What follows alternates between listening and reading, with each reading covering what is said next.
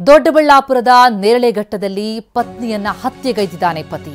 ಪತ್ನಿಯ ಶೀಲವನ್ನ ಶಂಕಿಸಿ ಪತಿ ಲಕ್ಷ್ಮಯ್ಯ ಕೊಲೆಗೈದಿರು. ಹತ್ಯೆ ಮಾಡಿ ದೂರು ಕೂಡ ದಾಖಲಿಸದೆ ಅಂತ್ಯಕ್ರಿಯೆ ನಡೆಸುವುದಕ್ಕೆ ಯತ್ನಿಸಿದ. ಆದರೆ ಸಿನಿಮೆಯ ರೀತಿಯಲ್ಲಿ ಖಾಕಿ ಎಂಟ್ರಿ ಕೊಟ್ಟಿದೆ, ಅಂತ್ಯಕ್ರಿಯೆಗೆ ಬ್ರೇಕ್ ಹಾಕಿದೆ. ಈತ ಮಾಡಿದ್ದೇನು? ಕುಡಿದ ಮತ್ತಿನಲ್ಲಿ ಮನೆಗೆ ಬರ್ತಾನೆ, ಮಹಿಳೆ ರಾಧಾಗೆ ಥಳಿಸ್ತಾನೆ. ರಾಧಾ ತಲೆಯನ್ನ ಗೋಡೆಗೆ ಹೊಡೆದಿದ್ದ ಈ ಲಕ್ಷ್ಮಯ್ಯ. ನಂತರ ಕುಟುಂಬಸ್ಥರೆಲ್ಲರೂ ಸೇರಿ ಕೊಲೆ ಕೇಸನ್ನು ಮುಚ್ಚಾಕುವಂತಹ ಯತ್ನ ಮಾಡಿದ್ದಾರೆ. ಆದರೆ ಸರಿಯಾದ ಸಮಯಕ್ಕೆ ಖಾಕಿ ಎಂಟ್ರಿ ಕೊಟ್ಟಿದೆ. ಮೃತದೇಹವನ್ನು ಶವಾಗಾರಕ್ಕೆ ರವಾನಿಸಿದೆ ಖಾಕಿ ಪಡೆ. ತನಿಖೆ ಚುರುಕಾಗಿದೆ. ಬೆಂಗಳೂರು ಗ್ರಾಮಾಂತರ ಜಿಲ್ಲೆಯ ನೇರಳೆಘಟ್ಟದ ಗ್ರಾಮದಲ್ಲಿ ನಡೆದಂತಹ ಘಟನೆ. ಪತ್ನಿ ಶೀಲ ಶಂಕಿಸಿ ಕೊಲೆಗೈದಿದ್ದ. ಹತ್ಯೆ ಮಾಡಿ ದೂರನ್ನು ಕೂಡ ದಾಖಲಿಸದೆ ಅಂತ್ಯಕ್ರಿಯೆಗೆ ಯತ್ನಿಸಿದ್ದ. ಆದರೆ ಪೊಲೀಸರು ಸರಿಯಾದ ಸಮಯಕ್ಕೆ ಎಂಟ್ರಿ ಕೊಟ್ಟು ಅಂತ್ಯಕ್ರಿಯೆಗೆ ಬ್ರೇಕ್ ಹಾಕಿದ್ರು.